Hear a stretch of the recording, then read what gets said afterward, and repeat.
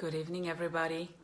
Tonight, I wanted to touch base on how I got into the world of essential oils. It was a totally unintentional journey, but one that took me definitely on a path that has turned into, a job. My little one had a febrile seizure when she was 1. For those of you that don't know what a febrile seizure is, basically when child's fever spikes suddenly, they go into a seizure, which looks pretty horrifying.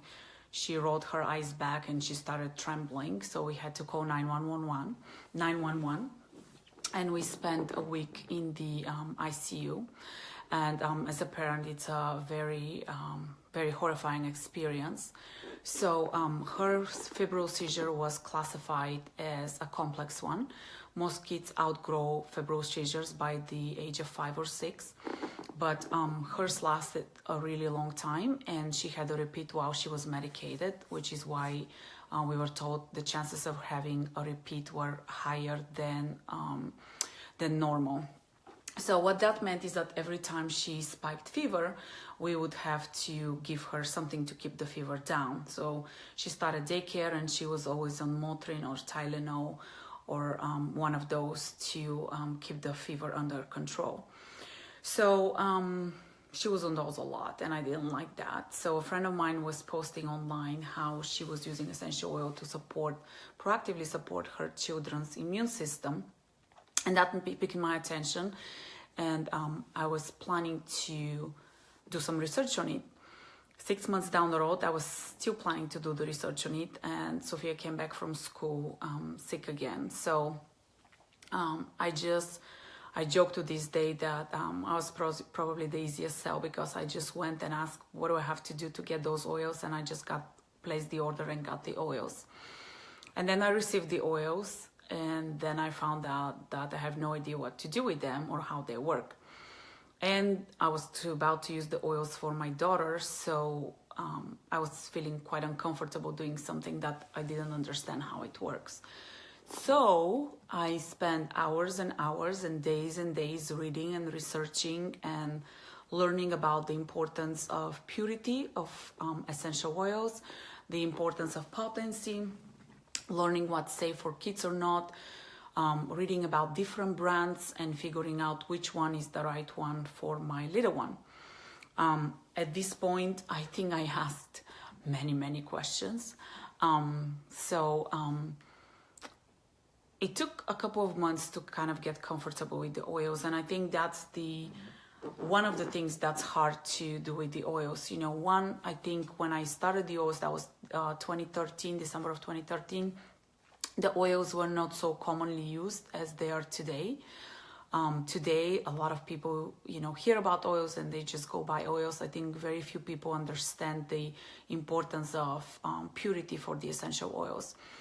And then the other thing is that,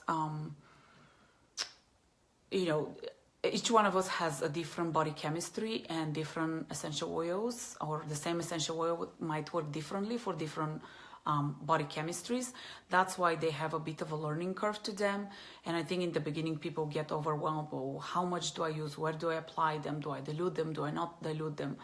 And it can be a little bit confusing. But what I will promise you is, if you stick with them, as there is plenty of resources you can find out there, is you can get to the point of integrating essential oils into your daily life. And that is the point of where we are with my family today. Like I said, we started using them for my little one. She was 3.5 at the time.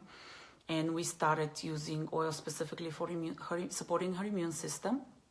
And then from there, we have integrated them for supporting body system. I use them a ton for working out. We use them for cleaning around the house. We use them to make products for air fresheners and so many things. They're extremely versatile. Again, I will emphasize quality matters. So make sure that you search the brands of essential oils that you're using. I always tell people, read the labels. If you see anything that references fragrance, perfumes, or scents, that means that the oil is not pure, but it's rather chemicals. And then the other thing that I recommend to people is to always research the process, the production process for essential oils. So the company I represent, Young Living, they have a process that's not at seed to seal, and they basically have thorough control of the process from the seed all the way to sealing the bottle. And I encourage people to just research what is the process that the brand they're using have to ensure the purity and the quality of their oils. So all that said, I hope that was useful. I'd love to answer any questions that you might have on essential oils. And if you're already using essential oils, one, I do hope they're pure. And then two, give them time, give yourself time to figure out what works for you, your loved ones, family and friends. Don't get discouraged, because if you stick with them, they will truly transform your lifestyle in a great way. With that, have a great evening, and I'll talk to you soon. Bye.